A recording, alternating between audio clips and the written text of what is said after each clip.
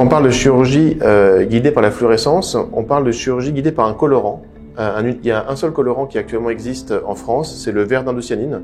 C'est un colorant qui a plus de 70 ans, qui a été au départ développé par Kodak pour les photographies, puis après utilisé dans la rétine pour faire des angiographies rétiniennes, et qui depuis à peu près une vingtaine d'années est arrivé en chirurgie hépatique, hépatobiliaire. La caractéristique du vert d'indocyanine, c'est que c'est un colorant qu'on injecte par voie intraveineuse et qui est capté uniquement par le foie. Il n'est pas capté par les reins. Et ensuite, il est éliminé dans la bile et il n'y a pas de recirculation entre l'intestin et le foie. Ça, c'est la première caractéristique importante. Deuxième caractéristique, on peut visualiser ce colorant lorsqu'on l'éclaire avec une caméra infrarouge, donc dans un spectre qui n'est pas visible à l'œil nu. Et lorsqu'on éclaire ce colorant, alors il réémet en retour un rayon dans l'infrarouge également. Donc il faut un matériel spécifique pour le détecter.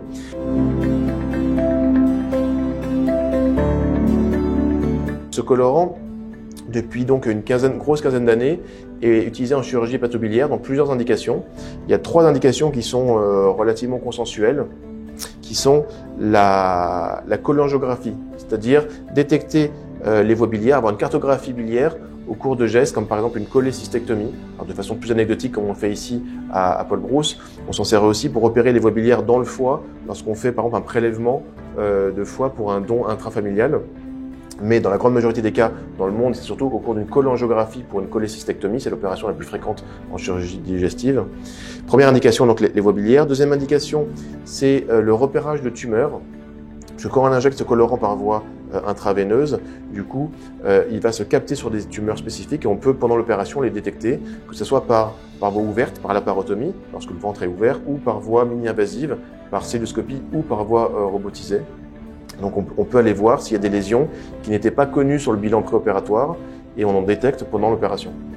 Et troisième indication qui est un petit peu plus spécialisée, c'est pour faire des résections, pour couper le foie de façon anatomique, c'est-à-dire qu'on injecte le colorant directement dans les vaisseaux du foie et la partie du foie qui est vascularisée par ces vaisseaux va devenir visible en infrarouge.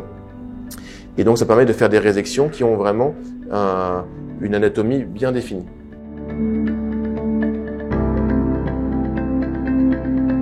Ensuite, à Paul Brousse, au sein de la chaire d'innovation BOPA, on a développé depuis plus de 5 ou 6 ans de nouvelles indications qu'on a publiées, mais qui ne sont pas répandues de façon très large.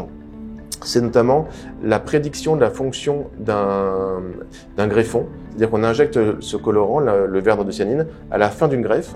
Et en fonction de l'aspect que le greffon va prendre en fluorescence, on peut prédire le risque que le greffon fonctionne ou surtout qu'il ne fonctionne pas.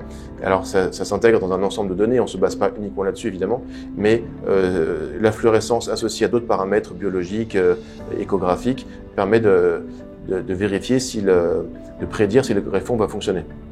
On a également tout récemment publié la prédiction du risque de complications artérielles, thrombose artérielle, sténose artérielle du greffon à l'issue de la greffe en évaluant la façon dont l'artère hépatique, l'artère du foie, capte le colorant. Voilà, donc c'est des indications qui sont un peu innovantes et qu'on a développées ici à Paul Brousse.